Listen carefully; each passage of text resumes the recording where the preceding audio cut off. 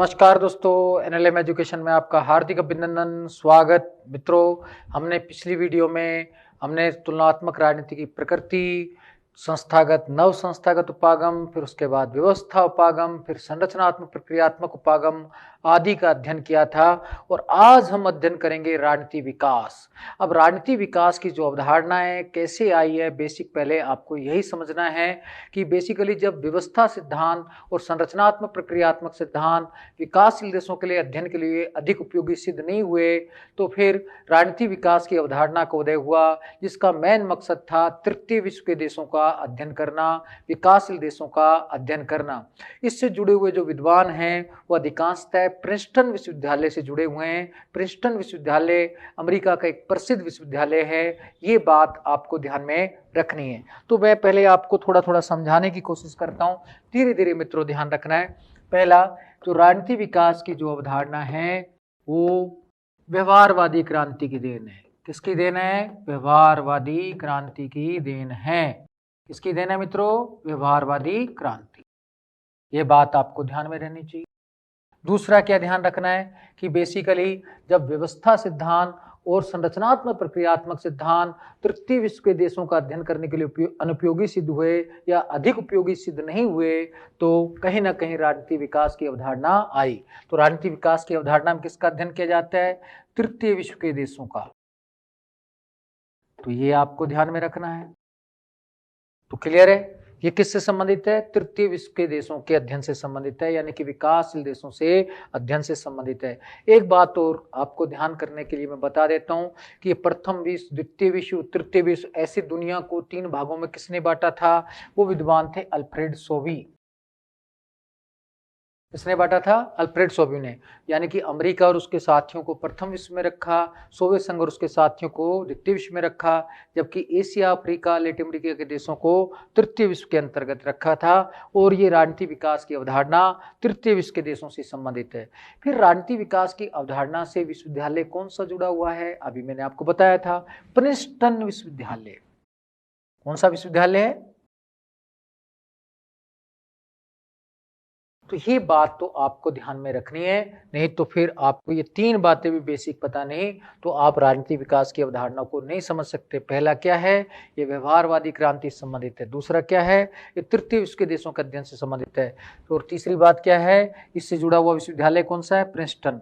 जहाँ व्यवहारवाद से शिकागो विश्वविद्यालय जुड़ रहा था, वहीं राजनीति विकास की अवधारणा से प्रिंसटन विश्वविद्यालय जुड़ा हुआ है। तो ये क्वेश्चन आ जाते हैं, तीनों क्वेश्चन कहीं ना कहीं आ जाते हैं। तो ये छोटी छोटी बातें हैं मित्रों, पहले तो हमें ये क्लियर होने चाहिए, तभी हम फिर आगे चल सकते हैं कि वास्तव में जो राजनीति विकास की अवधारणा है कहाँ से उदय आई। तो ये बेसिकली समाजशास्त्र से संबंधित है या वास्तव में अर्थशास्त्र संबंधित है, ये भी देखते हैं। तो समाजशास्त्रीय परिप्रेक्ष्य से इसका अध्ययन करने की कोशिश करते हैं। तो समाजशास्त्रीय परिप्रेक्ष्य से देखते हैं। समाजशास्त्र के अंतर्गत मित्रों 2 अवधारणाएं चलती हैं, एक पश्चिमीकरण की अवधारणा, एक आधुनिकीकरण की अवधारणा।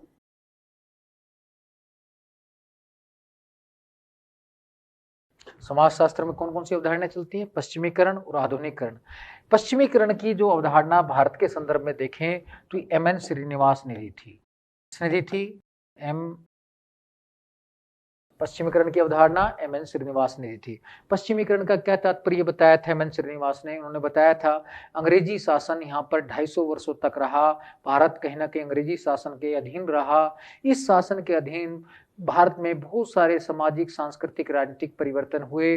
उन्हीं सभी परिवर्तनों को सामूहिक रूप से पश्चिमीकरण कहा गया। इस पश्चिमीकरण में आदर्श किसको माना जाता था? पश्चिम को माना गया, अमेरिका, यूरोप को माना गया। आदर्श किसको माना जाता था? अमेरिका, यूरोप को। यानी कि जो भी चेंज किए गए वो अमेरिका, यूरोप के अनुरूप किए गए। तो पश्चिमीकरण की जो अवधारणा है वही राजनीति विकास की अवधारणा से संबंधित है। समाजशास्त्र में जिसे पश्चिमीकरण कहा गया, राजनीति विज्ञान में उसे राजनीति विकास कहा गया, यानी कि राजनीति विकास में भी आदर्श किसको माना जाता है? अमेरिका को। बस फिर विकासशील देशों का तुलनात्मक अध्ययन कर लिया जाता है। सिंपली इसमें यह माना जाता है अमेरिका में सब चीजें विकसित हैं, 100% है। फिर उसके बाद विकासशील देशों का तुलनात्मक अध्ययन करते हैं। जैसे लोकतंत्र है वो अमेरिका में क्या है? 100% है। अब भारत में कितना है? यहाँ पर ये लोकतंत्र में कमी है, 80% है। पाकिस्तान में 20% है। तो अमेरिका को आदर्श मानकर सारी गतिविधियों का, विकासशील देशों की गतिविधियों का अध्ययन करते हैं और उसके आधार पर निष्कर्ष निकालने का कार्य करते हैं। जो आधुनिकीकरण की अवधारणा है ये तो कहती है कि वास्तव में हमें पश्चिमी संस्कृति को या वैज्ञानिकता को अपनी संस्कृति के अनुकूल अपनाना चाहिए। आधुनिकीकरण की अवधारणा कहीं ना कहीं योगेंद्र सिंह जी ने दी थी, जो बेसिकली राजस्थान से भी संबंधित हैं, भारत से तो हैं, साथ में भारत के साथ राजस्थान प्रांत से संबंधित हैं, ये भी ध्यान रखना है। तो प्रोफेसर योगेंद्र सिंह ने आधुनिकीकरण की अवधारणा दी थी। इसका अर्थ उन्होंने बताया था कि अपनी संस्कृति के अनुकूल वैज्ञानिकता अपनाना। आदर्श नहीं माना जाता है इसमें पश्चिम को, जबकि पश्चिमीकरण में पश्चिम को आदर्श माना जाता है। तो राजनीति विकास की अवधारणा पश्चिमीकरण के अनुकूल है, जबकि राजनीतिक आधुनिकीकरण की अवधारणा आधुनिकीकरण के अनुरूप है। आधुनिकीकरण की अवधारणा किसने दी थी? तो ये आपको ध्यान में रखना चाहिए। जब तक आपको ये ध्यान में नहीं है तो आपको समझ भी नहीं आएगा। तो ये बातें आपको क्लियर होनी चाहिए। अब मैं इतनी ही बातें आपको पीपीटी के माध्यम से समझाता हूँ, फिर मैं बोर्ड पर आऊँगा मित्रों। तो चलते हैं, तो बेसिकली देखते हैं पीपीटी के माध्यम से भी एक बार, क्योंकि डबल बार समझना है। आपको ये नई चीज लगती है तो आप कहेंगे सर आप तो लिखवा दो। लिखवाना क्या है, इसमें पीपीटी आपके सामने मैं डबल बार समझा रहा हूँ ताकि आपको गांव बैठे आसानी से समझ आ सके। तो धीरे धीरे चलते हैं, कोई जबरदस्ती नहीं है। तो राजनीति विकास की अवधारणा किसकी देन है? व्यवहारवादी क्रांति की देन है। पहली बात मैंने वो भी समझाई आपको, दोबारा यही। तो अब दूसरा क्या है, जब व्यवस्था सिद्धांत और संरचनात्मक प्रक्रियात्मक सिद्धांत विकासशील देशों के अध्ययन के लिए उपयोगी सिद्ध नहीं हुए तो राजनीति विकास की अवधारणा का उदय हुआ। यह अवधारणा तृतीय विश्व के देशों से, विकासशील देशों से संबंधित है। तृतीय विश्व शब्द का प्रयोग सबसे पहले अल्फ्रेड सोवी ने किया था। मैंने बताया कि प्रथम दुनिया, प्रथम विश्व, द्वितीय विश्व, तृतीय विश्व, तीनों शब्द का प्रयोग ही अल्फ्रेड सोवी ने किया था। तो ये फिर राजनीति विकास की अवधारणा प्रिंसटन विश्वविद्यालय से संबंधित है। किसकी देन है? प्रिंसटन विश्वविद्यालय की देन है। ये बात मैंने अभी आपको समझाई, ये आप पीपीटी के माध्यम से, इतना आपको क्लियर हो जाना चाहिए मित्रों, तभी हम आगे बढ़ें। तो ये बातें क्लियर है। व्यवहारवादी क्रांति की देन है, तृतीय विश्व के देशों से संबंधित है। तृतीय विश्व शब्द का प्रयोग या प्रथम विश्व, द्वितीय विश्व, तृतीय विश्व, तीनों शब्दों का प्रयोग अल्फ्रेड सोवी ने किया था और इससे जुड़ा हुआ विश्वविद्यालय प्रिंसटन विश्वविद्यालय था। ये बात क्लियर होने के बाद हम आगे आते हैं मित्रों। समाजशास्त्री परिप्रेक्ष्य में इसका अध्ययन करते हैं। समाजशास्त्र में दो अवधारणाएं चलती हैं, पहला पश्चिमीकरण, दूसरा आधुनिकीकरण। पश्चिमीकरण की जो अवधारणा है वो एम एन श्रीनिवास ने दी थी, ये राजनीति विकास के अनुकूल है, जबकि आधुनिकीकरण की अवधारणा योगेंद्र सिंह जी ने दी थी, ये राजनीतिक आधुनिकीकरण के अनुकूल है। पश्चिमीकरण में अमेरिका को आदर्श माना जाता है, यानी कि यूरोप को, अमेरिका को, ब्रिटेन को, अमेरिका को आदर्श माना जाता है। तो राजनीति विकास में भी इनको आदर्श माना जाता है, यूएसए को और यूके को, और उसी के अनुरूप विकासशील देशों का अध्ययन किया जाता है। ये माना जाता है अमेरिका में सब कुछ 100% है। अब देखते हैं वो चीजें विकासशील देशों में हैं या नहीं है। तो बस उन्हीं के आधार पर विकासशील देशों का विकास का पैमाना निश्चित। तो मैंने कहा लोकतंत्र में भी, जैसे भारत में लोकतंत्र का और अमेरिकी लोकतंत्र का अध्ययन करना है तो बेसिकली क्या कहते हैं, अमेरिका में लोकतंत्र के सभी पैमाने 100% है। वहाँ जनता की सहभागिता 100% है। जनता मांगे कितनी करती है? 100% करती है। अब भारत में क्या होती है? कम होती हैं। तो इसलिए भारत में कम लोकतंत्र से है, लेकिन कितना 70% है, 60% है वो भी। फिर भारत का पाकिस्तान के संदर्भ में तुलनात्मक अध्ययन कर देंगे। अब अमेरिका की पाकिस्तान से तुलना कर दी, अमेरिका में देखो ये चीजें 100% है, पाकिस्तान में 30% है। तो बस दोनों विकासशील देशों का अध्ययन हो गया। इसी प्रकार से ये अध्ययन करते भी हैं। जैसे समानता, क्षमता, विभेदीकरण ले लिया। भाई चेतना कितनी है जनता में? तो चेतना क्या है? भारत में कितनी? अमेरिका में तो 100% है, भारत में 75% है, पाकिस्तान में 25% है, श्रीलंका में 50% है। तो इसी प्रकार से अध्ययन करते हैं, लेकिन अमेरिका में सब चीजें 100% मानते हैं। तो ये बात आपको क्लियर होना चाहिए। ठीक है मित्रों। इसके बाद जो प्रिंसटन विश्वविद्यालय के जो विद्वान थे, उन्होंने राजनीति विकास की अवधारणा देने से पहले विभिन्न विकासशील देशों का अध्ययन किया था। तो वो कौन कौन सा अध्ययन किस किस विद्वान ने किया था, कई बार ये भी क्वेश्चन पूछ लिया जाता है। तो देखते हैं कि किसने कैसे अध्ययन किया। एक तरफ हम विद्वान लिखते हैं और एक तरफ देश लिखा, विकासशील देश। देखो मित्रों, अब इसमें ध्यान रखना है, जो माइनर विनर थे, माइनर विनर ने भारत का अध्ययन किया था। बिंडर ये पाकिस्तान का अध्ययन करते हैं। फ्रेडरिक रिक्स ये श्रीलंका का अध्ययन करते हैं। फिर बेसिकली जेम्स कोलमैन ये नाइजीरिया का अध्ययन करते हैं। जेम्स कोलमैन नाइजीरिया का। लुसियन पाई बर्मा का अध्ययन करते हैं। फिर इधर ले लेते हैं, डेविड एप्टर घाना का अध्ययन करते हैं। किसका अध्ययन करते हैं? घाना का। रुस्टो पश्चिमी एशिया का अध्ययन करते हैं। तो आपको मित्रों ये भी मिलान करने के लिए क्वेश्चन आ जाता है कि प्रिंसटन विश्वविद्यालय के विद्वानों ने या राजनीति विकास से जुड़े हुए विद्वानों ने किस देश का अध्ययन किया था। तो एक बार पुनः रिपीट कर लीजिए, माइनर विनर भारत का अध्ययन करते हैं, बिंडर पाकिस्तान का अध्ययन करते हैं, रिक्स श्रीलंका का अध्ययन करते हैं, जेम्स कोलमैन नाइजीरिया का अध्ययन करते हैं, लुसियन पाई बर्मा का अध्ययन करते हैं, डेविड एप्टर घाना का अध्ययन करते हैं और रुस्टो जो है वो पश्चिमी एशिया का अध्ययन करते हैं। ये बात आपको क्लियर हो जानी चाहिए। जब इन विद्वानों ने जब अध्ययन किया तो अध्ययन करने के पश्चात इन्होंने जाकर प्रिंसटन विश्वविद्यालय में अमेरिका में जाकर 1963 में एक तुलनात्मक राजनीति समिति का गठन किया। कब किया? 1963 में।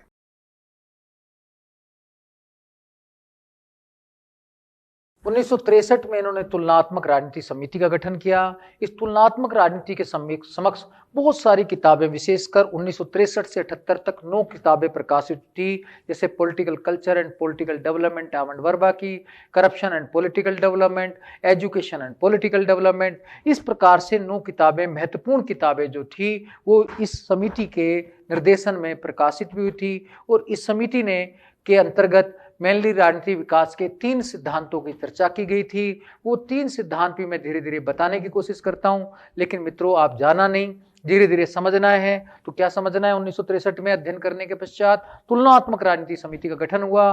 तुलनात्मक राजनीति समिति ने 9 किताबों का प्रकाशन किया 1978 तक, जैसे political culture and political development, communication and political development, corruption and political development, education and political development, bureaucracy and political development. ऐसे बहुत सारी किताबों का प्रकाशन किया। 9 किताबें थी, वो 9 भी मैं आपको सहित अभी बताऊंगा, लेकिन अभी आप उनका खाली नाम सुना है तो उनको नाम सुनकर रखें। फिर उसके बाद महत्वपूर्ण बात है, इस तुलनात्मक राजनीति समिति के अंतर्गत कि विद्वानों ने 3 विकास के सिद्धांत दिए थे। वो 3 विकास के सिद्धांत क्या हैं वो आपको समझने की चेष्टा करनी है। सबसे पहला जो सिद्धांत था वो बेसिकली सिद्धांत था संगठक का सिद्धांत। कौन सा सिद्धांत था? संगठक का। तो देखिए, पहला सिद्धांत कौन सा था? संगठक का सिद्धांत। अंग्रेजी में कहते हैं कंपोनेंट थ्योरी। कौन सी थ्योरी? कंपोनेंट। इसे किसने दिया था? इसे दिया था एसपी हंटिंगटन ने। किसने दिया था? SP Huntington. पूरा नाम था इनका सैमुअल फिलिप्स हंटिंगटन। क्या नाम था? Samuel Phillips Huntington. इन्होंने संगठक का सिद्धांत दिया था। ये आपको ध्यान रखना है। इन्होंने क्या कहा? इन्होंने कहा राजनीति विकास का अध्ययन करने के लिए हमें 5 तत्वों का अध्ययन करना चाहिए। 5 तत्व में 3 तो सह हैं, संस्कृति, समूह, संरचना, 2 नए हैं, नेतृत्व और नीतियां। ये आपको ध्यान रखना है।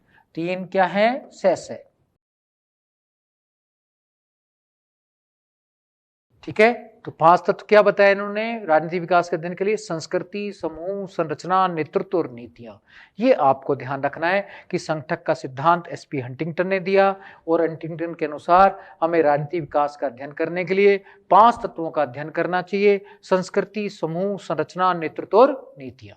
तो ये क्लियर हो जाना चाहिए कॉन्सेप्ट। और ये क्वेश्चन आरएस में भी आ चुका है और नेट में भी आ चुका है कि हंटिंगटन जी ने क्या बताया। आरएस में 97-8 में आया था और नेट में तो ये 2001 के आसपास आया था।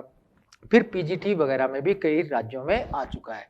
लेकिन आपको ध्यान रखना है, एसपी वर्मा जी ने अपनी किताब मॉडर्न पॉलिटिकल थ्योरी में इसकी व्यापक चर्चा की है, तो ये आपको पता भी रहना चाहिए। अब आगे चलते हैं मित्रों। दूसरा सिद्धांत है कि बेसिकली संकट का सिद्धांत। किसका सिद्धांत है? संकट का सिद्धांत। अंग्रेजी में कहते हैं क्राइसिस थ्योरी। ये दिया था आमंड व पावेल ने। किसने दिया था? इन्होंने क्या कहा था जब समानता के अनुरूप क्षमता विकसित नहीं हो पाती है तो संकट की स्थिति आ जाती है। क्या कहा था?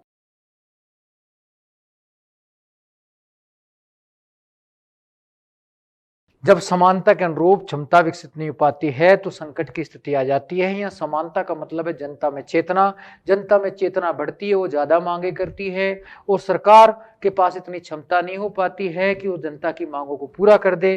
तो कहते हैं स्थिति कौन सी हो जाती है? संकट की आ जाती है। तो ये क्राइसिस थ्योरी आमंड व पावेल ने दी थी। तो ये आपको ध्यान में रखना है।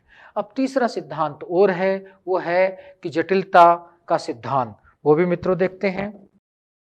तीसरा सिद्धांत कॉम्प्लेक्स थ्योरी। कौन सी थ्योरी है? कॉम्प्लेक्स, जटिलता का सिद्धांत। ये किसने दिया था? पहले तो ये ध्यान रखना है, बुर्वर व बुर्नर ने दिया था। इनकी बुक का नाम क्या है?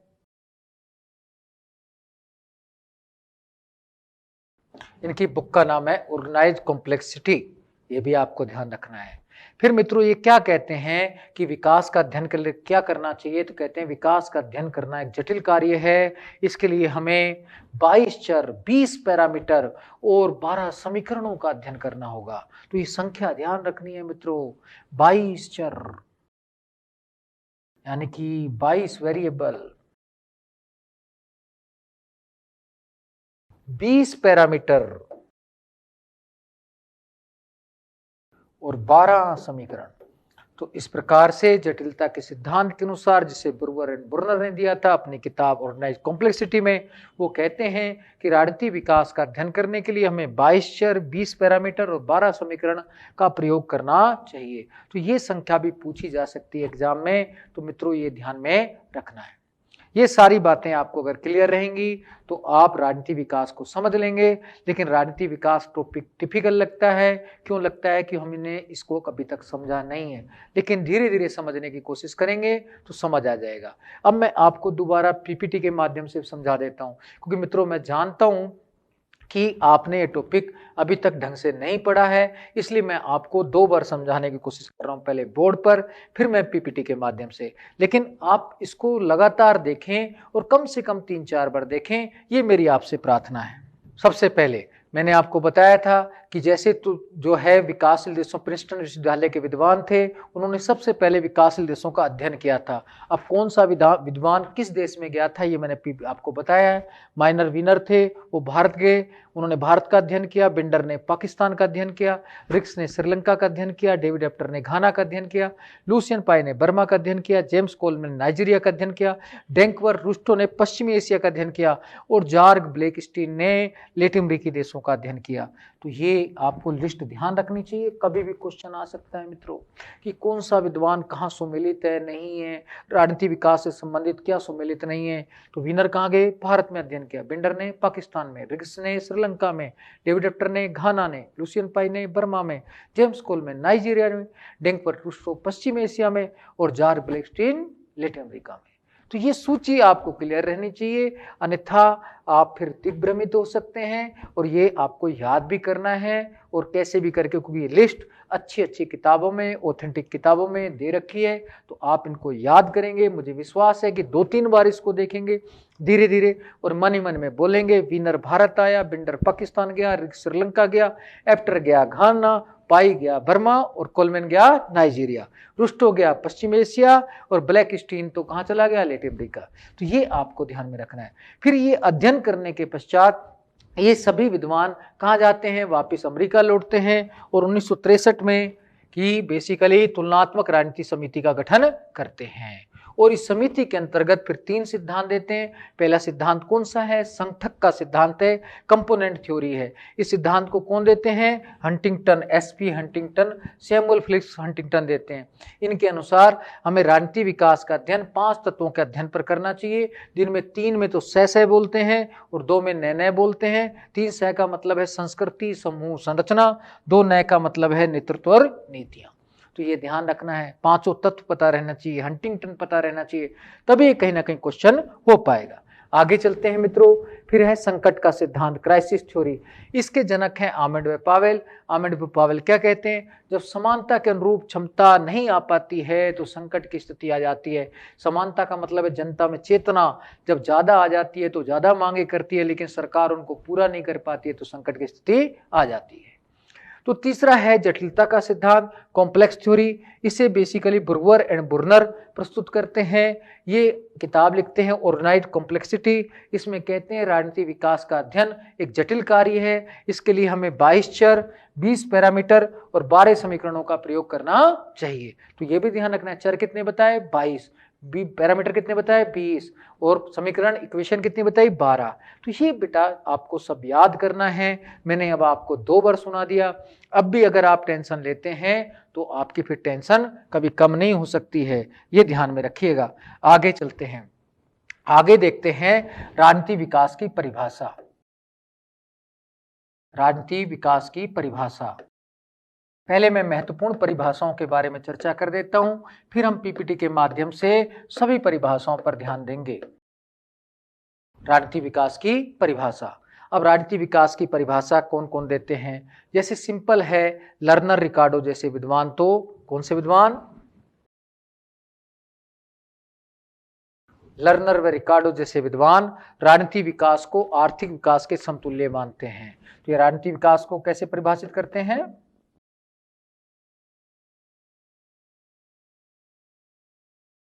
आर्थिक विकास के रूप में। इसे उदारवादी सिद्धांत भी कहते हैं। तो मित्रों ये क्वेश्चन तो आरएस में भी आ गया और यहाँ के जो स्कूल लेक्चर और कॉलेज लेक्चर के पेपर में भी आ चुका है कि लर्नर रिकार्डो कौन सा सिद्धांत देते हैं, उदारवादी सिद्धांत। उसमें क्या कहते हैं, राजनीतिक विकास को आर्थिक विकास के समान मानते हैं। कहते हैं आर्थिक विकास हो गया तो राजनीतिक विकास अपने आप हो जाता है, ऐसा बेसिकली कहते हैं। दूसरा जो थिंकर है वो फ्रेडरिक रिक्स है, जिन्होंने विकास फंड की संकल्पना भी दी थी, फ्रेडरिक रिक्स। ये फ्रेडरिक रिक्स जो है मूलतः तो चाइना के थे, लेकिन इनकी कर्म भूमि अमेरिका थी, थोड़ा सा ध्यान रख लेना मित्रों। तो फ्रेडरिक रिक्स क्या कहते हैं वो आपको पता रहना चाहिए, तो वो भी आपको क्लियर रहना चाहिए। फ्रेडरिक रिक्स क्या कहते हैं, सामाजिक गतिशीलता के रूप में परिभाषित करते हैं।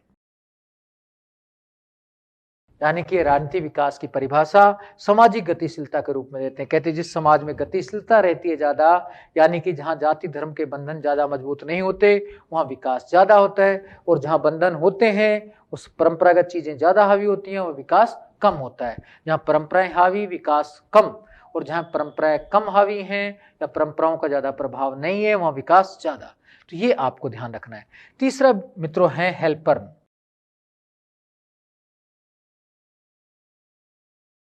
हेल्पर्न राजनीतिक विकास की परिभाषा क्या देते हैं, कहते हैं क्रांति से निपटने की स्थायी क्षमता।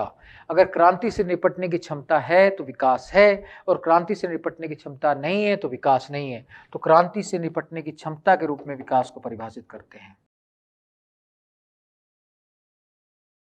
क्रांति से निपटने की क्षमता के रूप में विकास को परिभाषित करते हैं। तो ये आपको ध्यान रखना चाहिए। फिर उसके बाद मित्रों है फ्रांसिस फुकुयामा। फ्रांसिस फुकुयामा भी हम आपको बताते हैं।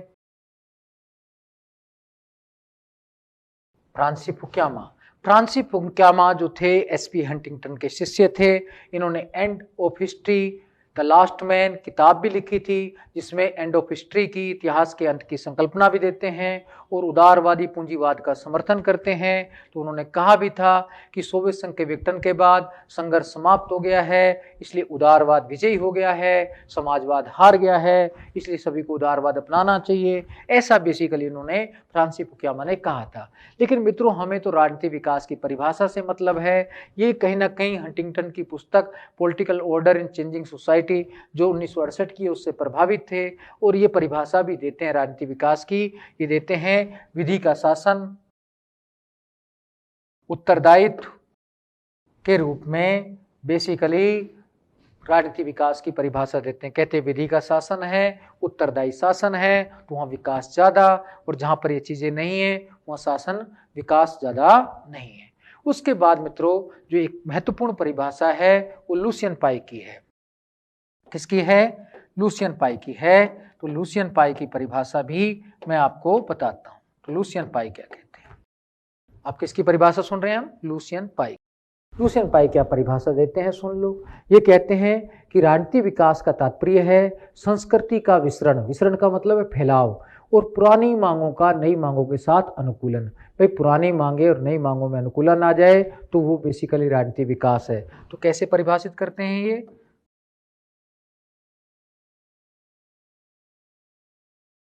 लुसियन पाई कहते हैं राजनीतिक विकास का तात्पर्य है संस्कृति का विसरण, विसरण का मतलब फैलाव। जब संस्कृति कोई विस्तारित हो जाती है और नई मांगों का पुरानी मांगों के साथ अनुकूलन हो जाता है, दोनों में विरोधाभास नहीं होता है, तो वो स्थिति राजनीतिक विकास कहलाती है, ऐसा लुसियन पाई ने कहा। तो ये आपको ध्यान में रखना है। तो हमें ये परिभाषाएं ध्यान रखनी है। तो चलो अब मित्रों पीपीटी के माध्यम से तो देखते हैं। पहला देखिए कि इसमें बेसिकली माइनर विनर क्या कहते हैं। वो कहते हैं राजनीतिक संस्थानीकरण को विकास की आवश्यक तत्व मानते हैं। कौन? Minor winner. राजनीतिक संस्थानीकरण को विकास का आवश्यक तत्व किसने माना? माइनर विनर ने माना। जेवी नेटल क्या करते हैं? राजनीतिक विकास के विभिन्न दृष्टिकोणों को परिभाषित करते हैं और इसे प्राथमिकताओं की समस्या कहते हैं। कौन कहते हैं? जेवी नेटल। ये प्राथमिकताओं की समस्या कहते हैं राजनीतिक विकास के विभिन्न दृष्टिकोण जो मैंने बताए, आपको परिभाषाएं बताई, इसको ये। फिर इल्चमैन जो अफोप हैं, ये बेसिकली लर्नर रिकार्डो की तरह राजनीतिक विकास को किसके समतुल्य मानते हैं? आर्थिक विकास के तुल्य मानते हैं। ये आपको ध्यान में रखना है कि इल्चमैन और अफोप राजनीतिक विकास को आर्थिक विकास के समतुल्य मानते हैं। इनकी किताब का नाम पॉलिटिकल इकोनॉमी ऑफ चेंज है, 1969 में इन्होंने लिखी है। तो ये भी लर्नर और रिकार्डो की तरह उदारवादी दृष्टिकोण अपनाते हैं, तो ये पता रहना चाहिए। इसके बाद मित्रों तो हम आगे चलते हैं, परिभाषाएं देखते हैं। ये परिभाषाएं आई हैं, तो परिभाषा के बारे में चर्चा करी थी हमने, तो परिभाषा को मैं पीपीटी के माध्यम से समझाने की कोशिश करता हूं। सबसे पहले लर्नर व रिकार्डो ये राजनीतिक विकास को आर्थिक विकास के रूप में परिभाषित करते हैं। राजनीतिक विकास को कैसे परिभाषित करते हैं? आर्थिक विकास के रूप में। तो क्लियर है? फ्रेडरिक रिक्स राजनीतिक विकास को सामाजिक गतिशीलता के रूप में परिभाषित करते हैं। लुसियन पाई क्या कहते हैं? ये राजनीतिक विकास का तात्पर्य बताते हैं संस्कृति का विसरण और नई मांगों का पुरानी मांगों के साथ अनुकूलन। हेल्पर्न क्या कहते हैं? राजनीतिक विकास को कहते हैं क्रांति से निपटने की स्थायी क्षमता। तो ये चार परिभाषाएं मैंने आपको पहले पेन से समझाई थी, अब ये आप पीपीटी के माध्यम से समझ सकते हैं। तो क्रांति से निपटने की क्षमता कौन कहते हैं? हेल्पर्न। और सामाजिक गतिशीलता के रूप में रिक्स। और लर्नर रिकार्डो राजनीतिक विकास को आर्थिक विकास के रूप में परिभाषित करते हैं। फिर मैंने कहा ये कौन सा सिद्धांत देते हैं? उदारवादी। और इल्चमैन और फाउ भी यही सिद्धांत देते हैं। तो ये भी आपको ध्यान रखना है, ये भी उदारवादी सिद्धांत देते हैं। तो बेसिकली ये छोटी छोटी बातें आपको क्लियर होनी चाहिए। और परिभाषाएं कौन सी हैं वो भी देखते हैं। विलियम चैम्बर्स की है, राजनीतिक व्यवस्था की ओर उन्मुख आंदोलन है। कहते हैं राजनीतिक विकास क्या है? राजनीतिक व्यवस्था की ओर उन्मुख आंदोलन है। ये विलियम चैम्बर्स ने इस प्रकार से परिभाषा दी है। इसने राजनीतिक विकास को कैसे परिभाषित किया है?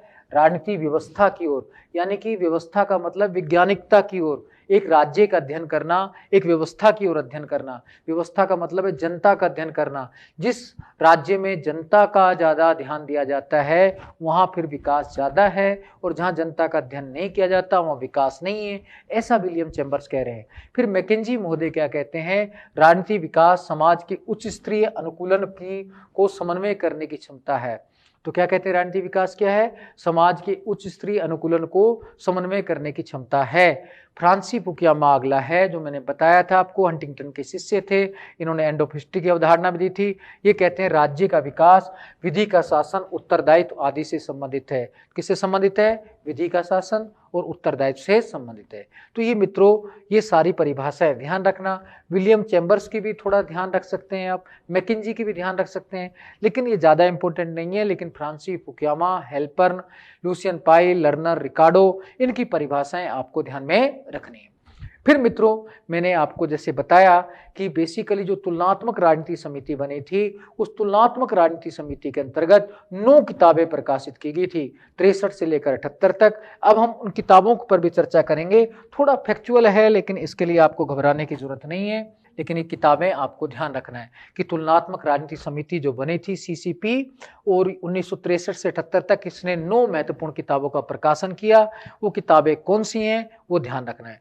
पहला लुसियन पाई की है, कम्युनिकेशन एंड पॉलिटिकल डेवलपमेंट। ये किस कब लिखी गई थी? 63 में। तो कम्युनिकेशन एंड पॉलिटिकल डेवलपमेंट किताब किसकी है? लुसियन पाई की।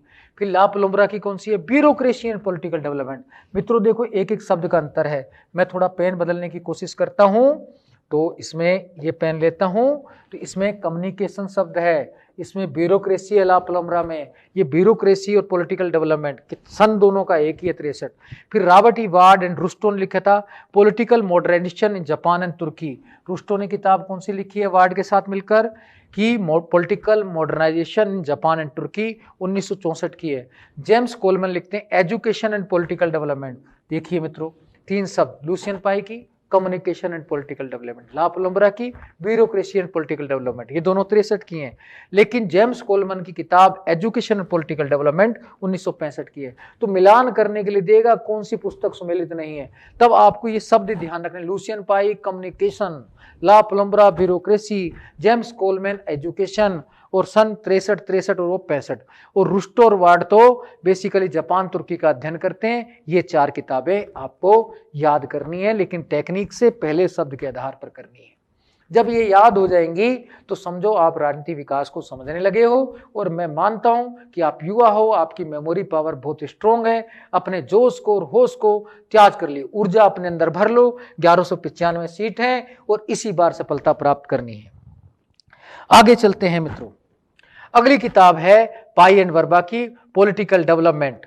कौन सी है? पॉलिटिकल डेवलपमेंट, ये 1965 की है, ये पाई एंड वर्बा की। फिर ला पलुम्ब्रा और वीनर ने लिखी थी political parties and political development, ये 66 की किताब है। कब की किताब है? 66 की। पाई एंड वर्बा तो खिल पॉलिटिकल डेवलपमेंट किताब लिखते हैं। ला पलुम्ब्रा और वीनर इन्होंने बेसिकली प्रतियोगी या प्रतियोगी दलीय प्रणाली का भी अध्ययन किया है। जो हम राजनीति दल पढ़ेंगे तो वहां राजनीति दल में इनका प्रयोग भी करते हैं कि वीनर का वर्गीकरण क्या है दलों का, ला पलुम्ब्रा और वीनर का। तब देखेंगे इन्होंने 2 भागों में दलों को बांटा, प्रतियोगी और अप्रतियोगी। इनकी पुस्तक का नाम क्या है? Political parties and political development, 66 की है। फिर बिंडर की किताब कौन सी है? Crisis and sequence in political development, 1971 की है। लेकिन मित्रों इसमें बिंडर के साथ और भी अन्य विद्वान थे, लेकिन मैंने विद्वान बिंडर को मानते हैं, तो इसलिए किताब का नाम ध्यान रखना है, crisis and sequence in political development.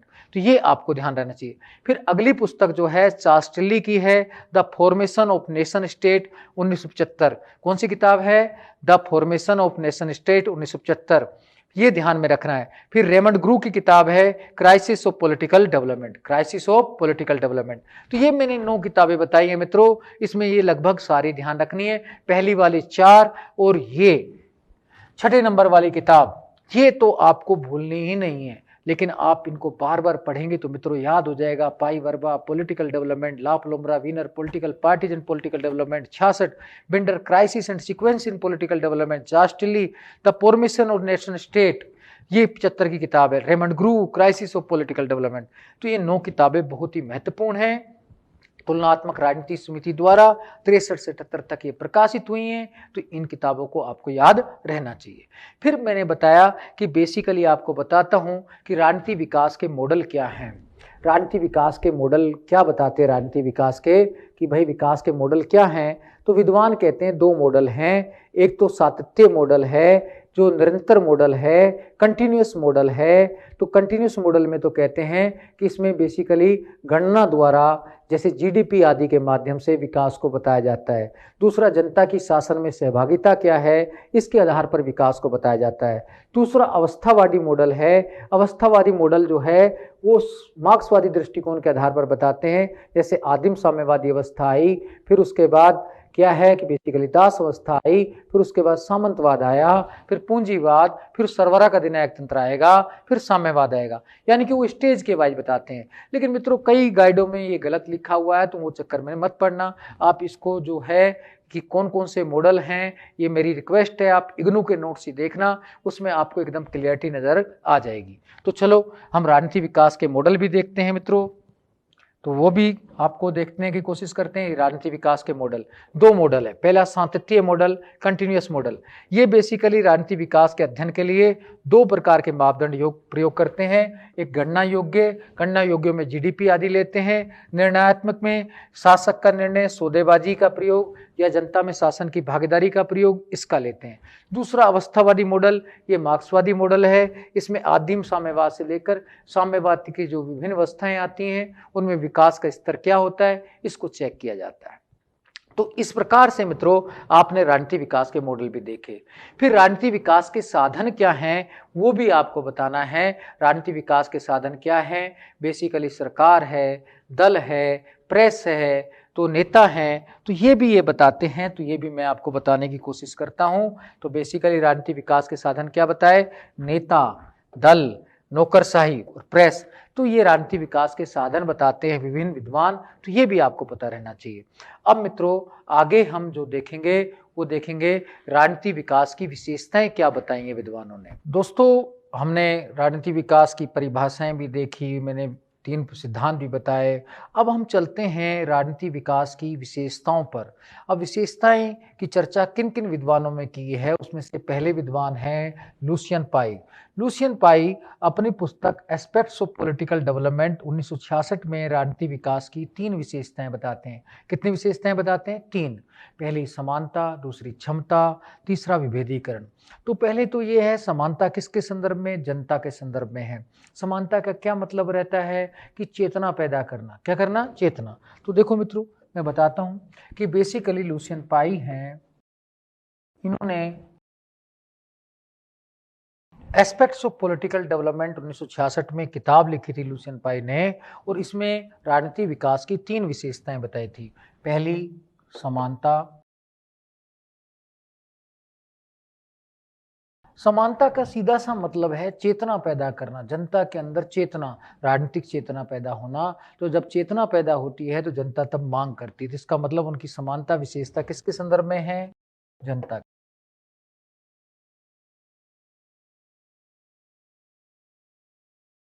दूसरी विशेषता उन्होंने राजनीतिक विकास की बताई, वो थी क्षमता। क्षमता का क्या तात्पर्य है कि सरकार जनता की मांगों को कहां तक पूरा करने की क्षमता रखती है, यानी कि सरकार जनता की मांगों को कितना पूरा कर सकती है, वो क्षमता। तो क्षमता किसके संदर्भ में है?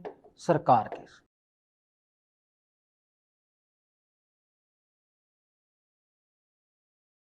ये ध्यान रखना है। अब तीसरा जो है, तीसरी विशेषता उन्होंने बताई विभेदीकरण, डिफरेंशिएशन। विभेदीकरण किसके संदर्भ में है? पहले तो यह ध्यान रखना है ये राज्य के संदर्भ में है, लेकिन विभेदीकरण में वो केवल संरचनात्मक विभेदीकरण लेते हैं, यानी कि राज्य की अलग अलग संरचनाएं होनी चाहिए, जैसे केंद्र सरकार, राज्य सरकार, स्थानीय सरकार, और सरकार के भी जैसे 3 अंग हैं, विधायिका, कार्यपालिका, न्यायपालिका। यानी कि वो केवल संरचनाओं की बात करते हैं, उनकी भूमिका की बात नहीं करते। तो कई बार क्वेश्चन भी आ जाता है लुसियन पाई की जो विशेषताएं बताते हैं राजनीतिक विकास की, समानता, क्षमता, विभेदीकरण, उसमें विभेदीकरण कौन सा लेते हैं? तो संरचनात्मक विभेदीकरण लेते हैं। कौन सा लेते हैं? संरचनात्मक। तो ये मित्रों आपको ध्यान रखना चाहिए, यानी कि लुसियन पाई केवल कहते हैं कि राज्य की अलग अलग संरचनाएं जितनी ज्यादा होंगी तो इसका मतलब विकास ज्यादा, जहां संरचनाएं कम हैं तो विकास कम। अभी अध्ययन कैसे करते हैं ये भी थोड़ा सुनने की बात है। तो मित्रों ये लुसियन पाई कहते हैं समानता, क्षमता, संरचनात्मक विभेदीकरण तीनों अमेरिका में तो 100% है। अब भारत में देखते हैं समानता कितनी है, मान लीजिए 70% है, क्षमता 80% है, संरचनात्मक विभेदीकरण 80% है। तो पाकिस्तान का भी इसी संदर्भ में करते हैं, श्रीलंका का भी समानता वहाँ 50-60% है श्रीलंका पाकिस्तान में, क्षमता 40-50% है, विभेदीकरण भी 40-50% है। तो इसके आधार पर कह सकते हैं कि भारत पाकिस्तान श्रीलंका की तुलना में अधिक मजबूत है, अधिक विकास भारत में है ये, लेकिन अमेरिका में 100% ही मानते हैं। तो ये आपको ध्यान में रखना चाहिए। तो आगे क्या है, लुसियन पाई ने जो 3 विशेषताएं बताई, समानता, क्षमता, विभेदीकरण, इसी के संदर्भ में जेम्स कोलमन एक विचारक थे। जेम्स कोलमन ने विकासात्मक संलक्षण या सिंड्रोम कहता है। क्या कहता है? विकासात्मक सिंड्रोम कहता है इसके आधार पर अध्ययन ढंग से नहीं होता, ये कहना चाह रहा है। फिर बेसिकली जो लुसियन पाई हैं ये एक बात और ध्यान रखनी है कि ये राजनीति विकास को संस्थानीकरण के रूप में यानी कि लोकतंत्रीकरण के रूप में भी परिभाषित करते हैं। कहते हैं लोकतंत्र में कितनी अनुक्रियशीलता है, लोकतंत्र निर्माण कितना होता है, उससे भी विकास का पता चलता है। तो ये आपको बातें ध्यान रखनी है कि भाई लुसियन पाई की किताब कौन सी है, एस्पेक्ट ऑफ पॉलिटिकल डेवलपमेंट, कब की है, 66 की। ये राजनीति विकास की कितनी विशेषताएं बताते हैं, 3, समानता, क्षमता, विभेदीकरण। विभेदीकरण कौन से लेते हैं, संरचनात्मक, यानी कि अलग अलग संरचनाएं होनी चाहिए। जैसे हमारे घर में रसोई अलग होनी चाहिए, बेडरूम अलग होना चाहिए, ये संरचनाएं अलग अलग होनी चाहिए, तो यानी कि हमारा विकास ज़्यादा। अगर किसी घर में बेडरूम, किचन रूम और सब अलग अलग है तो वो ज़्यादा विकासशील है, विकसित है, और जहाँ पर ये अलग अलग संरचनाएं नहीं हो तो कम विकसित है। चाहे घर की तुलना करें चाहे राज्य की तुलना करें, वही बात है। तो ये 3 विशेषताएं बता देता है, यह आपको ध्यान में रखना है। फिर इन 3 विशेषताओं को कोलमैन क्या कहता है, विकासात्मक संरक्षण या सिंड्रोम की संज्ञा देता है। फिर एक बात और ध्यान रखनी है, लुसियन पाई जो हैं वो एस्पेक्ट्स ऑफ पॉलिटिकल डेवलपमेंट जो किताब लिखते हैं 66 में, तो उसमें ये भी कह देते हैं कि लोकतंत्र निर्माण या अनुक्रियशीलता भी राजनीति विकास का आधार है। अब ये विशेषता हम पीपीटी के माध्यम से मित्रों देखने की कोशिश करते हैं। लुसियन पाई अपनी पुस्तक एस्पेक्ट्स ऑफ पॉलिटिकल डेवलपमेंट में राजनीति विकास की 3 विशेषताएं बताते हैं। पहली समानता, जनता के संदर्भ में, क्षमता, सरकार के संदर्भ में, फिर विभेदीकरण जो संरचनात्मक है वो राज्य के संदर्भ में। फिर आगे क्या ध्यान रखना है कि बेसिकली आपको वो लुसियन पाई की 3 विशेषताओं को जेम्स कोलमैन, जिन्होंने एजुकेशन एंड पॉलिटिकल डेवलपमेंट किताब भी लिखी थी, इसे विकासात्मक संरक्षण का नाम देते हैं। क्या नाम देते हैं, विकासात्मक संरक्षण सिंड्रोम।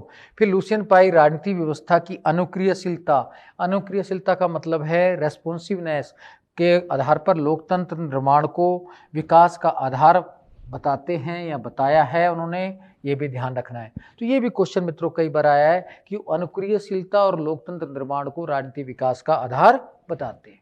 कौन बताते हैं, लुसियन पाई। तो ये बातें ध्यान रखना है। एक बात और है तो मैं आपको बता देता हूँ कि basically new aspects of political science जो किताब है वो चार्ल्स मैरियम ने भी लिखी थी, तो वो भी आपको पता रहना चाहिए। तो इतना तो आपको पता है, व्यवहारवाद में वैसे भी आपने पॉलिटिकल थ्योरी में पढ़ा होगा। ये एस्पेक्ट्स ऑफ पॉलिटिकल डेवलपमेंट किताब लिखते हैं लुसियन पाई, जो 66 की है। आगे चलते हैं मित्रों।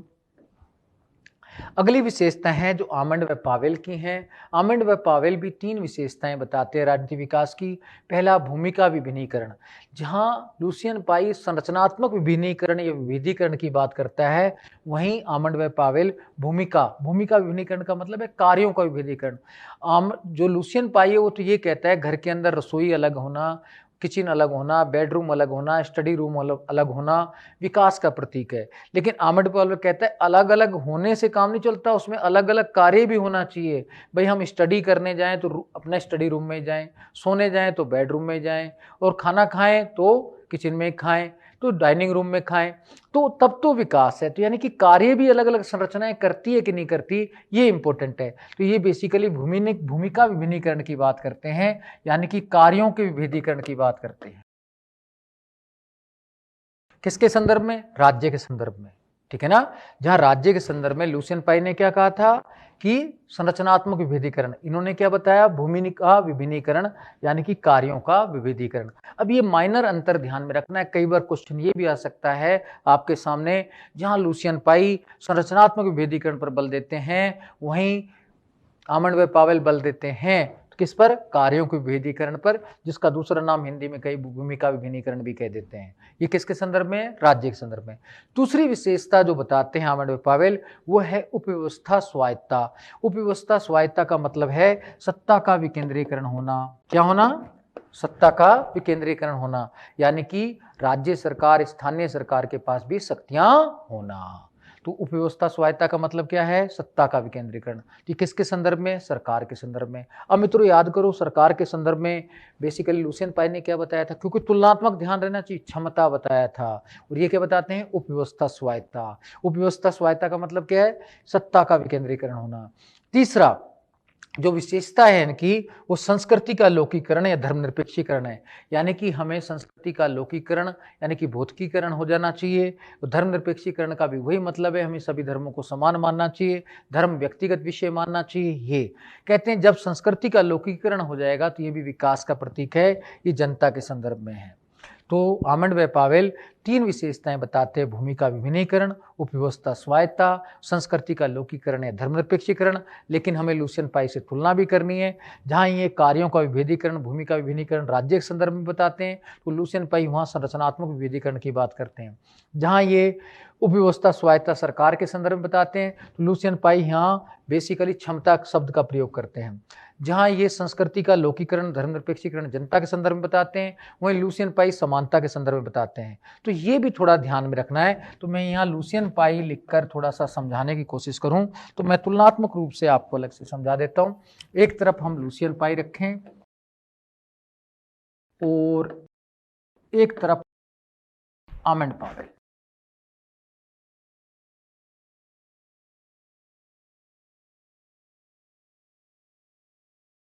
अब तुलना करते हैं मित्रों। देखो बेटा, मित्रा तुलना करने की कोशिश करते हैं। तो ये बेसिकली तीन विशेषताएं बताते हैं। क्या? समानता, जनता के संदर्भ में। अब जनता के संदर्भ में क्या बताते हैं? संस्कृति का लौकिकीकरण या धर्मनिरपेक्षीकरण। लुसियन पाई दूसरी विशेषता बताते हैं क्षमता, किसके संदर्भ में? सरकार के। सरकार के संदर्भ में क्या शब्द प्रयोग करते हैं आमंड व पावेल? उपव्यवस्था स्वायत्ता।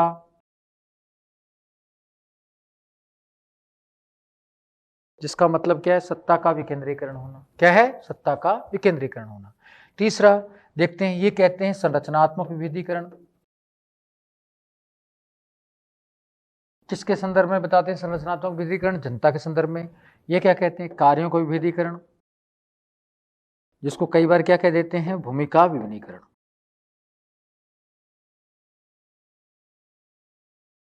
तो इस प्रकार से मित्रों ये तुलना भी आपको आनी चाहिए। अगर तुलनात्मक क्वेश्चन आता है तो तब भी आपको परेशानी नहीं आनी चाहिए। तो राजनीति विकास को इसको प्रकार से सने सने आपको पढ़ना चाहिए। आगे चलते हैं मित्रों। आमंड व पावेल के बाद आते हैं डोड। डोड थिंकर क्या करते हैं? राजनीति विकास की चार विशेषताएं बताते हैं। तीनों तो लुसियन पाई के ले लेते हैं, समानता, क्षमता और विभेदीकरण। चौथी आमंड पावेल के ले लेते हैं, संस्कृति का लौकिकरण। तो इस प्रकार से डोड चार विशेषताएं बता देता है। समानता,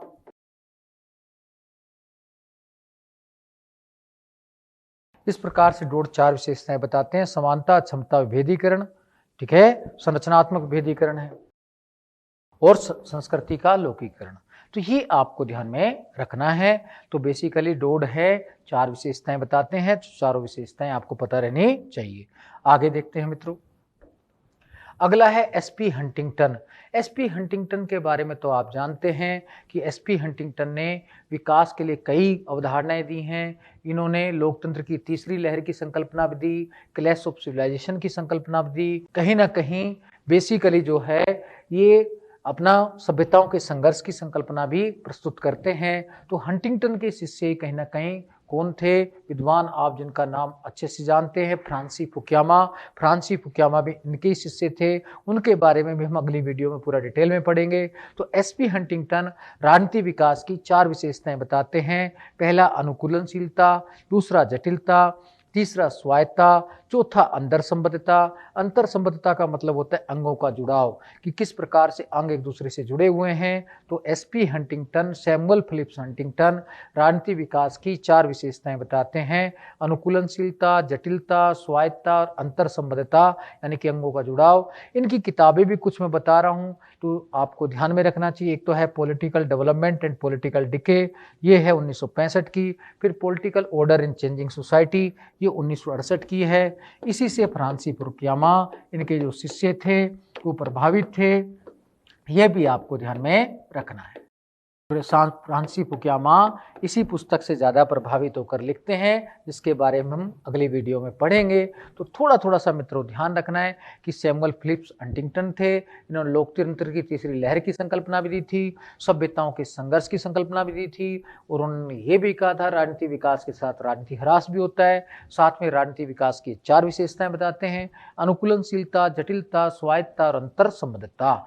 इनकी दो किताबें अभी फिलहाल याद करो, उसके बाद कुछ किताबें और भी आ सकती हैं। Political development and political decay 1965 की है, political order in changing society 68 की है। अब ये सन भी ध्यान रखना है, क्योंकि मित्रों अनेक बार इन पुस्तकों के सनों को सम्मिलित करना आ गया है। ये मेरे हाथ में नहीं है, आप बहुत इंटेलिजेंट हैं, आप इसको अच्छे से हैंडल कर सकते हैं। मैं ये जानता हूं कि आपको ये सारी चीजें आती हैं। अनुकूलनशीलता का मतलब क्या होता है, कई मित्र पूछ रहे हैं। तो अनुकूलनशीलता का मतलब है कोई भी नई चीज आती है उसके अनुकूल कार्य करना। जटिलता का मतलब क्या है कि अलग अलग कार्यों के लिए अलग अलग संरचना होना। स्वायत्तता का मतलब क्या है, सत्ता का विकेंद्रीकरण होना। अंतर संबद्धता का मतलब है चेक एंड बैलेंस वाला होना, एक दूसरे से जुड़ाव होना। तो ये बेसिकली है। तो ये दोनों किताब भी आप ध्यान रखेंगे। और political order in changing society जो 68 की किताब है, उसी से फ्रांसिस फुकुयामा प्रभावित हैं, जो बेसिकली किताब भी लिखते हैं end of history and last man 1992 किताब लिखते हैं। तो ये थोड़ा सा ध्यान रखना है। फ्रांसिस फुकुयामा पर हम फिर से पढ़ेंगे, अगली वीडियो में देखेंगे डिटेल में, लेकिन छोटा छोटा सा सुना होना जरूर चाहिए। अब अगला थिंकर जो मित्रों है वो है लियोनार्ड बिंडर। बिंडर के बारे में भी हम जानते हैं। वैसे मैंने आपको बताया था लियोनार्ड बिंडर ये पाकिस्तान का अध्ययन करते हैं। मैंने आपको जस्ट अभी बताया है कि सबसे पहले जो प्रिंसटन विश्वविद्यालय के जो विद्वान थे अलग अलग देशों में अध्ययन करने के लिए जाते हैं। वीनर भारत आते हैं, बिंडर पाकिस्तान जाते हैं, रिक्स श्रीलंका जाते हैं, लुसियन पाई बर्मा जाते हैं, डेविड एप्टर घाना जाते हैं, जो रुस्टो है पश्चिमी एशिया जाते हैं। तो मैंने आपको काफ़ी बताया भी है, बिंडर का नाम आपने सुना हुआ है कि बेसिकली ऐसा नहीं कि आपने सुन नहीं रखा, लेकिन अभी आप कंफ्यूज हो जाते हैं कि भाई कैसे सुने। मैंने कहा ना वीडियो को 4-5 बार देखें तो आपको आसानी से समझ आएगा। इनकी एक पुस्तक थी, वास्तव में इन्होंने कई साथियों के साथ मिलकर लिखी थी ये पुस्तक। उसका नाम है crisis and sequence in political development. कौन सी किताब है? Crisis and sequence in political development. कब की है? 71 की है। इसमें राजनीति विकास की 4 विशेषताओं या संकटों की चर्चा करते हैं। पहला है पहचान का संकट। पहचान का संकट क्या है? जितने भी समुदाय रहते हैं समाज में, सभी अपनी पहचान स्थापित करने चाहते हैं। जब क्या है, ऐसा लगता है समुदाय को कि पहचान लुप्त हो रही है, तो अपनी पहचान स्थापित करने के लिए प्रयास करता है। तो पहली स्थिति होगी पहचान का संकट। दूसरा वैधता का संकट। यदि सरकार की नीतियों को जनता का समर्थन नहीं मिलता है तो वैधता का संकट की स्थिति आ जाती है। तीसरा सहभागिता का संकट। सहभागिता का संकट है कि जब जनता के किसी वर्ग या समुदाय को शासन में सहभागिता की स्थिति नहीं मिलती है तो सहभागिता का संकट। चौथा वो बेसिकली बताते हैं संसाधनों के वितरण व फैलाव का संकट। यदि जो देश के संसाधन है, समाज के संसाधन है, प्रत्येक वर्ग तक वो नहीं पहुंचते हैं तो संसाधनों के संकट की स्थिति उत्पन्न हो जाती है। तो इस प्रकार से बिंडर की जो विशेषताएं क्या है, 4 प्रकार के, एक प्रकार से देखा जाए संकटों की चर्चा कर देते हैं। तो आपको ये ध्यान रखना है कि लियोनार्ड बिंडर अपनी पुस्तक crisis and sequence in political development 1971 में राजनीति विकास की 4 विशेषताएं बताते हैं, जिन्हें संकट का नाम देते हैं। पहला पहचान का संकट, दूसरा वैधता का संकट, तीसरा सहभागिता का संकट, चौथा संसाधनों के वितरण व फैलाव का संकट। तो ये चारों चीजें आपको पता रहनी चाहिए। तो मित्रों, इस प्रकार से हमने विशेषताओं पर आज चर्चा की है। साथ में देखा जाए तो पूरा ही चर्चा किया है हमने कि राजनीति विकास की जो अवधारणा है वो कहीं ना कहीं व्यवहारवादी क्रांति की देन है। मैंने ये भी बताया, प्रिंसटन विश्वविद्यालय से जुड़ी हुई है, ये भी बताया। फिर पश्चिमीकरण से जुड़ी हुई है, ये भी बताया। फिर मैंने आपको बताया प्रिंसटन विश्वविद्यालय के विभिन्न विद्वानों ने अलग अलग देशों में जाके अध्ययन किया, मैंने ये भी बताया।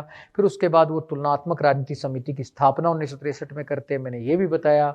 फिर मैंने बताया तुलनात्मक राजनीति समिति की जो है तो 1963 में स्थापित हुई थी। 1963 से 78 तक ये अनेक किताबों की रचना भी करते हैं। मैंने उन किताबों की सूची भी आपको बताई। फिर मैंने बताया तुलनात्मक राजनीति समिति के अंतर्गत वो 3 सिद्धांतों के निर्माण करते हैं। संगठक का सिद्धांत, जिसे हंटिंगटन देते हैं, और कहते हैं कि राजनीति विकास का अध्ययन में 5 तत्वों के आधार पर करना चाहिए: संस्कृति, समूह, संरचना, नेतृत्व, नीतियाँ। फिर दूसरा जो है संकट का सिद्धांत था, वो आमंड व पावेल देते हैं। कहते हैं समानता के अनुरूप जब क्षमता विकसित नहीं हो जाती तो संकट की स्थिति आ जाती है। तीसरा सिद्धांत जटिलता का सिद्धांत देते हैं तुलनात्मक राजनीति समिति के अंतर्गत, जिसे ब्रुवर व बुर्नर प्रस्तुत करते हैं। वो 22 चर, 20 पैरामीटर, 12 समीकरण के माध्यम से विकास के अध्ययन करने की बात करते हैं। उसके बाद मित्रों फिर मैंने बहुत सारी परिभाषाएं बताई थी आपको कि भाई लुसियन पाई क्या परिभाषा देता है: संस्कृति का फैलाव और नई मांगों के पुरानी मांगों के साथ अनुकूलन। लर्नर जैसे विद्वान हैं, अफो जैसे विद्वान हैं, रिकार्डो जैसे विद्वान हैं, और राजनीति विकास को आर्थिक विकास के रूप में परिभाषित करते हैं। जबकि जो रिग्स है वो सामाजिक गतिशीलता के रूप में परिभाषित करता है। हेल्पर्न है वो क्रांति से निपटने की क्षमता के रूप में परिभाषित करता है। फ्रांसिस फुकुयामा है विधि के शासन और उत्तरदायित्व के रूप में परिभाषित करते हैं। इस प्रकार से मैंने जेपी नटेल और अन्य विचारकों के बारे में भी आपको बताया कि उस राजनीतिक विकास को परिभाषित करने का प्रयास करते हैं। फिर उसके परिभाषा के बाद हमने चर्चा की है राजनीतिक विकास की विशेषताओं की। फिर राजनीतिक विकास की विशेषताएं कौन बताते हैं, इनमें हमने 5 थिंकरों की चर्चा की। पहला थिंकर लुसियन पाई था जो समानता, क्षमता, विभेदीकरण 3 विशेषताएं बताता है। दूसरा आर्मंड पावेल था जो बेसिकली भूमि का विभिन्नीकरण, उपव्यवस्था, स्वायत्ता और संस्कृति का लौकिकरण बताता है। फिर जो तीसरा थिंकर थे जो डोड महोदय थे, डोड महोदय क्या करते हैं, 4 विशेषताएं बताते हैं, 3 लुसियन पाई की, और चौथा धर्मनिरपेक्षीकरण या संस्कृति का लौकिकरण आर्मंड पावेल के लिए लेते हैं। उसके बाद फिर एसपी हंटिंगटन विशेषताएं बताते हैं, अनुकूलशीलता, अनुकूलनशीलता, जटिलता, स्वायत्ता और अंतरसंबद्धता। उसके बाद ये लियोनार्ड बिंडर आते हैं।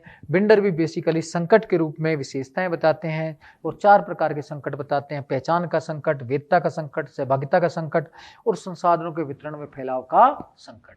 इस प्रकार से मित्रों हमने आज इतना पढ़ा, लेकिन विकास एक लंबा टॉपिक है। अभी इसमें हमें राजनीतिक विकास की अवस्थाएं पढ़नी हैं। अवस्थाएं पढ़ने के बाद उसके बाद हमें अल्प विकास के सिद्धांत पढ़ने हैं।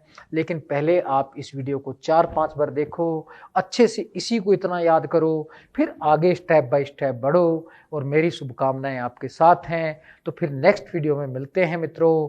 जय हिंद, जय भारत।